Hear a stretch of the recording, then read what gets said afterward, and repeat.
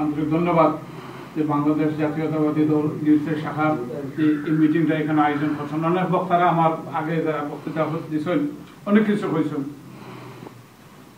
আমার দুইটা জিনিস মনে করে 82 সালে যে সময় শহীদ রাষ্ট্রপতি জিয়াউর রহমান সাহেব কিউবা হাভানা সম্মেলনে গেছেন, নন অ্যালাইন সামিট আছে, কারণ তখন ওআইসি অর্গানাইজেশন অফ ইসলামিক কান্ট্রিজের ভাইস প্রেসিডেন্ট ছিলেন।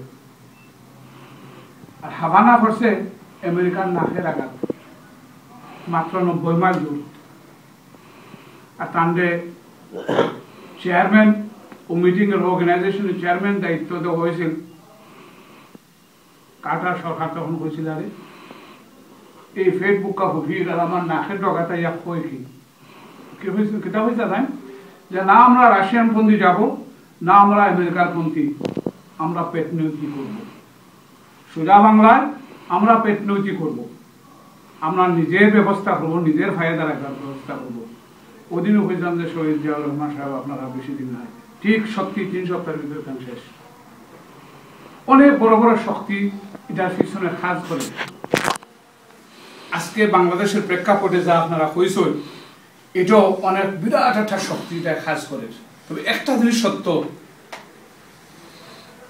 ইংরেজি দেখো হিজ অন দ্য রান, যেহেতু যে স্ট্রং একটা অপোজিশন পার্টি আছে, বিএনপি যেখানে আছে আর যেখানে পাবলিকে ভোট দিয়ে বিএনপি রে পার্লামেন্টে ফাটাইছে, যেমন রান আর আর দুর্বলতা এখন প্রকাশ পায়। এটা আমরা বুঝে নিতে হইব। যারা আপনারা নেতা কর্মী খোলাছেন, যারা মাধ্যমে এই খবরটাকে ওখানে পৌঁছবো, ওখানেও হওয়ার দরকার বিএনপির হাইকমান্ডে কিপ দ্য প্রেশার অন। প্রেশারটা আপনারা যাতে রাখলইব কিতা যে উইলিং টু মেক মিস্টেক। জনতাই দেখবো যেখানে মাটার্স, যেখানে ইলেকশন দেখার সময় আইব, তখন জনতাই এটা বুঝে দিব। আমার সবচেয়ে বড় অনুরোধ হইল আর কি যে প্রেশারটা সবসময় তার কাছে রাখার দরকার। আর আমরা পার্লামেন্টও আপনারা যারা ফাটাইছেন এরা পাবলিকের আওয়াজটা দইটা তোলার দরকার। শেষ পর্যন্ত আমি আর একটা কথা বলতে চাই যে আগুন মেয়া হয়েছেন যে আমরা নিজস্ব খুব অভাব। হ্যাঁ আপনারা রাজনীতি করুক, আমি বাংলাদেশের রাজনীতি খুব কম বুঝি, কিন্তু ফলো করি। আমি দুনিয়ার সব রাজনীতিতে ফলো করি, দেখি কে কিতা করছে না করছে, কারণ পুরানা ভুল থেকে আমরা শিখতে হয়। লিডসের ইতিহাস যে সময় ইহুদিরা যে সময় পয়লা আইসে দেখে, পয়লা আওয়ার পরে তারা দাঁত ফালাই বা ডাক্তারও দিতে পারতো না, যেহেতু ইহুদি তারা যাইতে দিত না। তারা নিজস্ব ডাক্তার করছে, নিজস্ব সলিসিটার করছে, নিজস্ব লয়ার করছে, নিজস্ব দোকান করছে, সব নিজস্ব করছে, তারা নিজের ফায়দা রাখছে। আজ সবচেয়ে স্ট্রং পার্টি আছে আমাদের বাংলাদেশিরা, কাউন্সিলের খামে কাজে সবসময় আমরা 1980 থেকে আরম্ভ হইয়া বিরাট একটা ভূমিকা পালন করছি। কিন্তু দুর্ভাগ্যক্রমে আমরা একটা পলিটিশিয়ান নেই। হ্যাঁ আবুল মিয়া তাই ও পার্টি করুন, তা আমি ও পার্টি করবো, ও পার্টি করুন, তা আমি ও পার্টি করবো, খরচ অসুবিধা নাই। কিন্তু ঐক্যবদ্ধতা থাকতে হবে, যেটা আমার জাতির লাগে আমি করতে হবো, আমার এলাকাবাসীর লাগে আমার করতে হবো, আমি যেখানে আছি ওখানেও করতে হইব। আমার অনুরোধ থাকবো আপনারা দেশ থেকে আইসুন, এখন শক্তি আছে, প্লিজ প্লিজ আমার অনুরোধ থাকবো আপনারা যে এই দেশের লোকাল পলিটিক্স যেটা আছে ওটার মধ্যে ঢুকা, ওটার মধ্যে থেকে আপনারা কাজ হাসিল করবা। ইনশাআল্লাহ আল্লাহ রাস্তা দিব বা আপনারা, আর আমরাও এগিয়ে যেতে পারবো। আমি শেষ করে আপনারা সবাই ধন্যবাদ দেয় যে আজকের এই মিটিংটা আয়োজন করার। বিগত 40 বছর ধরে দেশ স্বাধীন হয়েছে, আমরা বাংলাদেশি সেন্টারও, এটা লজ্জাজনক ব্যাপার, বাংলাদেশি সেন্টারও আমরা স্বাধীনতা দিবস পালন করতে পারি না, খুব লজ্জা। আবুল ভাইয়ের যে সময় হয়েছে মাথা মুড়ে দিবার কথা, ঠিক আমরা করছি না তো, কিন্তু এই ধরনের জিনিস we must learn from our past mistake. ধন্যবাদ। সম্মানিত আজকে উপস্থিত এলাকাবাসী, আলোচনার প্রায় শেষ প্রান্তে। আমার আজকের উপস্থাপনায় যদি কোনো ভুল ভ্রান্তি হয়ে থাকে, হয়তোবা কোনো ব্যক্তিত্বকে আমি বক্তব্যের সুযোগ দিতে পারি নাই, এজন্য আমি আমার ব্যক্তিগত পক্ষ থেকে ক্ষমা চেয়ে নিচ্ছি। ক্ষমা চাওয়ার জন্য আমিও তো সবসময় প্রস্তুত, যেহেতু আমি মানুষ, আমার এত বড় মন মেজাজ নেই, সবসময় আমি ক্ষমা চেয়ে নিচ্ছি। সম্মানিত উপস্থিতি, আলোচনার শেষ প্রান্তে আর কি বলবো, বলা যাবে না, শোনা যাবে না, কথা যাবে না বলা। রক্তে দিয়ে পেলাম বুঝি এমন স্বাধীনতা, 1971 দেশ স্বাধীনতার পরে 1974 বাংলাদেশের মানুষের মুখে এই ছিল স্লোগান, আমরা শ্রদ্ধা করি বঙ্গবন্ধুকে, কিন্তু আমরা শ্রদ্ধা করি সবাইকে। বাংলাদেশ জাতীয়তাবাদী দল, আমরা বিশ্বাস করি জিয়াউর রহমানের যে অবদান, তার অবদান ইতিহাসের পাতায় যদিও না থাকে, আপনারা কেটে ফেলুন, জাতীয়তাবাদী নির্ভীক সৈনিকদের অন্তর থেকে কেটে ফেলতে পারবেন না। আমি আজকে শ্রদ্ধা করে স্মরণ করি 25শে ফেব্রুয়ারি 1909 সালে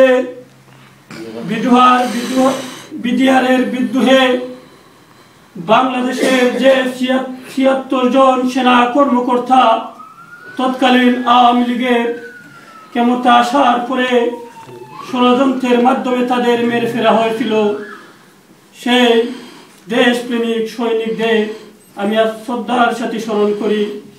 এখন বক্তব্য শেষ প্রান্তে আমি বক্তব্য নিয়ে আসার জন্য অনুরোধ করছি লিডস বিএনপির সাবেক সভাপতি, অত্র সংগঠনের দক্ষ সংগঠক, যুক্তরাজ্য বিএনপির সহসাধারণ সম্পাদক মল্লিক হোসেন আহমেদ আসমি ভাইকে।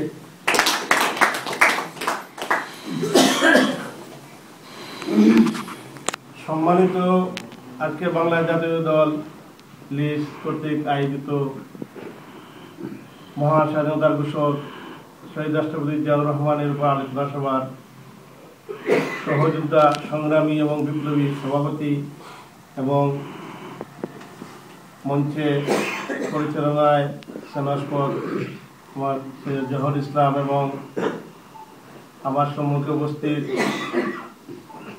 লিডস তথা বৃহত্তর ইয়র্কশায়ার আমাদের শ্রদ্ধেয় মুরব্বিয়ান এবং অত্র দলের আমার সংগ্রামী সাথী ও ভাইয়েরা, আসসালামু আলাইকুম। আমরা স্বাধীনতা 40 বছর পরে হঠাৎ করে জিয়াউর রহমানের উপর কেন আলোচনা দিলাম, সেটা আপনারা অবশ্যই আলোকপাত করেছেন, কিছুটা আলোকপাত হয়েছে। আমরা আপনাদেরকে একটা নির্দেশনা দেওয়ার জন্যই স্বাধীনতা ঘোষক জিয়াউর রহমানের উপর আলোচনা রেখেছি। আজ আপনারা জানেন, পূর্ববর্তী বক্তা অনেক বলে গেছেন, আমরা যখন ছোট ছিলাম তখন আমরা একটাই বয়স শুনেছিলাম, রেডিও বেতার থেকে একটাই শুনেছিলাম, আমি মেজর জিয়া বলছি। আমি জানি না আমার এই কথা কতটুকু সত্য কিনা, আপনারা এটা নির্ণয় করবেন। আপনারা দেখেছেন আজও আমরা শুনি আমি মেজর জিয়া বলছি। বিহাফ অফ শেখ মুজিবুর রহমানের পক্ষ থেকে তিনি আমি মেজর জিয়া বলছি। কি বলছেন? স্বাধীনতা যুদ্ধে একজন যুদ্ধ নায়ক হিসাবে স্বাধীনতা কিভাবে পরিচালনা করা হবে, এই বেনিয়া বাহিনীর উপরে কিভাবে আক্রমণ করা হবে, আমার দেশের সার্বভৌমত্ব স্বাধীনতা কিভাবে রক্ষা করা হবে, সেই জন্য নির্দেশনার জন্য সেই আওয়াজ তিনি দিয়েছিলেন। শুধু বাংলাদেশের মানুষের জন্য নয়, সারা বিশ্বের জন্য। সারা বিশ্বে পলিটিক্স তাকিয়ে রয়েছিল, সারা বিশ্বে তাকিয়ে রয়েছিল বাংলাদেশে কি করোনা করছে, বাংলাদেশে এমন কোন নেতৃত্ব বাড়ে আসছে কিনা। সেই জন্য আমরা দুঃখের সাথে বলতে তা সেদিন আমাদের স্বাধীনতার সংগঠক শেখ মুজিবুর রহমান সাহেব ছিলেন জেলে। তিনি জেলে স্বাধীনতা যুদ্ধ না করে রাজবন্দী হিসাবে তিনি আখনি পোলাও খেয়ে সেদিন কারাগারে বন্দী ছিলেন। আর আমরা যুদ্ধ করেছিল আমাদের সে নেতারা, যাদের নাম আজ নেই। আপনারা জেনেছেন যে নেতা স্বাধীনতা যুদ্ধ করেছিল, সর্বাধিনায়ক হিসেবে পরিচিত ছিল, সে আমাদের সিলেটের কৃতি সন্তান কর্নেল এমএজি উসমানীর নাম আজ ইতিহাসে নেই। আজ বর্তমান সরকার ভুলক্রম সেই ব্যক্তির নাম ওঠে না, সে কে উসমানী। তাই আমরা আজ এই আলোচনা সভায় এটাই আমরা বলতে চাই, আজ থেকে 40 বছর আগে যখন মেজর জিয়া বলেছিলেন আমি মেজর জিয়া বলছি, সেই জিয়া সৈনিক আজও জীবিত রয়েছে। আরো 40 বছর যা সেই বাংলাদেশের ইতিহাসে মনে থাকবে যে আমি জিয়া বলছি। সেই মেজর জিয়া স্বাধীনতা ঘোষণা দিয়ে সেক্টর কমান্ডার হিসেবে হিসেবে কাজ করেছেন, জেড ফোর্স গঠন করে কাজ করেছেন, কিন্তু আজ আমাদের সাথী ও বন্ধুরা, আমাদের যে বর্তমান সরকার রয়েছে, তারা বলতে চায় যে রহমান নাকি স্বাধীনতাই করেন নাই, স্বাধীনতা যুদ্ধই ছিলেন না, মুক্তিযুদ্ধই ছিলেন না। আজ পরিহাসের বিষয়, আজ বিশ্বে আমরা পেয়েছি কি স্বাধীনতা? আমরা চেয়েছিলাম, আমরা অন্য বস্ত্র বাসস্থানের স্বাধীনতা চেয়েছিলাম, আমরা মানুষের সম্ভ্রম চেয়েছিলাম, ইজ্জত চেয়েছিলাম, কিন্তু আজ মানুষের ইজ্জত সম্ভ্রম বুলন্ডিত। সে বুলন্ডিত কেন, সে জবাব আজ আমরা চাই। তাই আমরা এই আলোচনায় একটা বলতে চাই, আমরা সেই কারাগারে বেড়ায় 16 বছরের যুবতী মেয়ে আমরা দেখতে চাই না।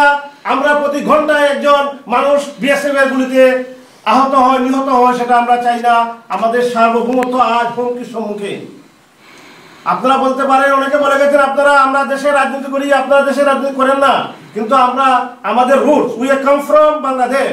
আমাদের শিহরণ উঠে, বাংলাদেশে যখন কোনো কিছু হয় আমাদের শিহরণ উঠে, আমাদের গায়ে ঝলকি ওঠে গায়ে যে আমরা কি হয়েছে বাংলাদেশে।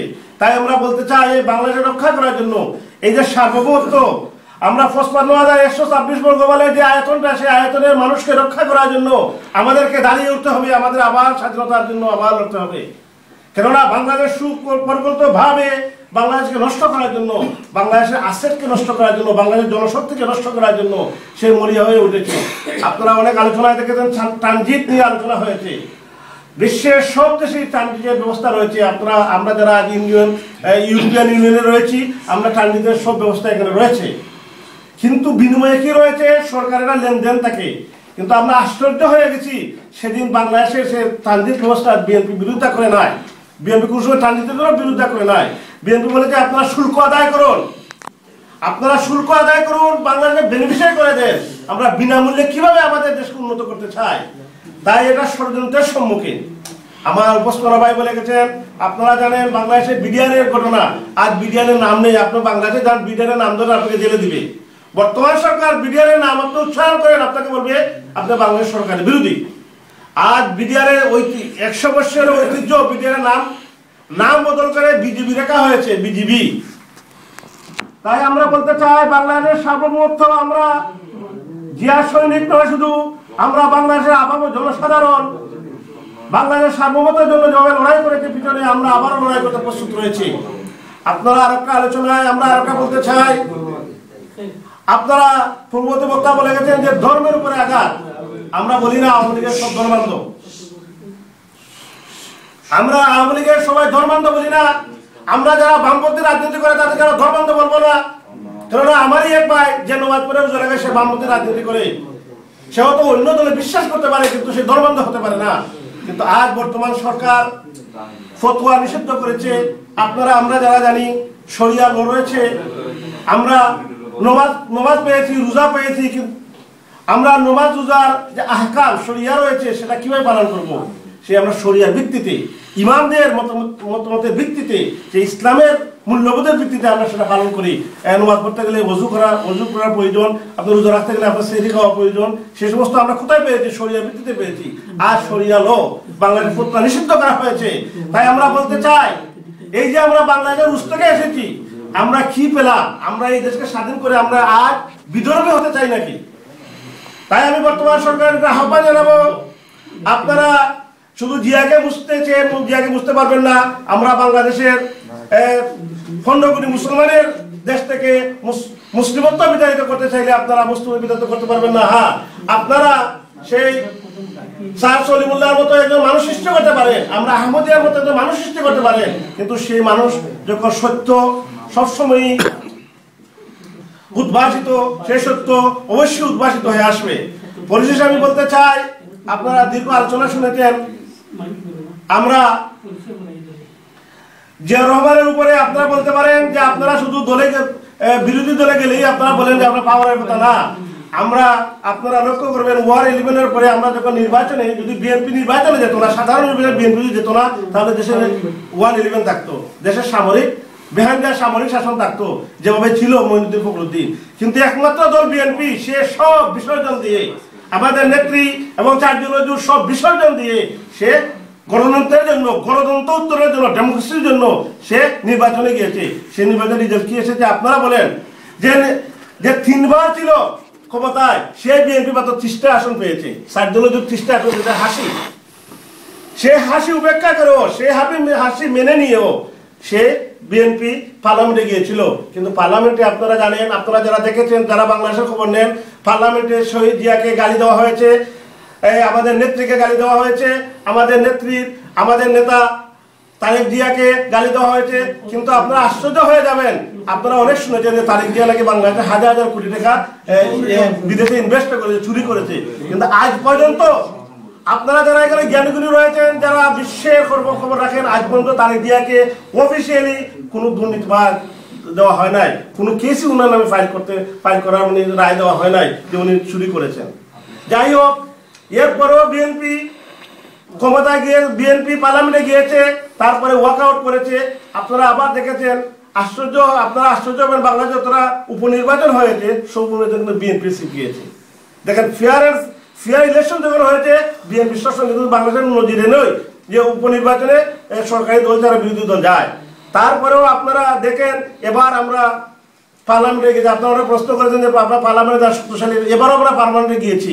যাওয়ার পরে কি হয়েছে, যে আলোচনা হবে, ট্রানজিট নিয়ে আলোচনা হবে, কিন্তু এই আলোচনা তারা করতে দেয় নাই। তারা অকথ্য ভাষায় আমাদের নেতানেত্রীকে গালিগালাজ করে দেয়। এরপরেও আমাদের নেতারা বলেছেন ঠিক আছে, আমরা পার্লামেন্টে যাব, পার্লামেন্টে কথা বলবো। তাই আমি আপনাদের অনুরোধ জানাবো, যারা পলিটিক্স সম্বন্ধে আপনারা যারা এদেশে আইডিয়া রাখেন, আপনারা আমাদেরকে সাহায্য করুন।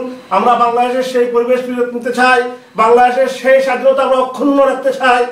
আমরা আপনাদেরকে অনুরোধ জানাবো, আপনারা কোরআন এবং সুন্নাহ বিরোধী আইনের বরখেলাপ যতটা হয় তারা প্রতিবাদ করুন। আমরা আপনার সাথে রয়েছি, আমরা আপনার সাথে থাকুন।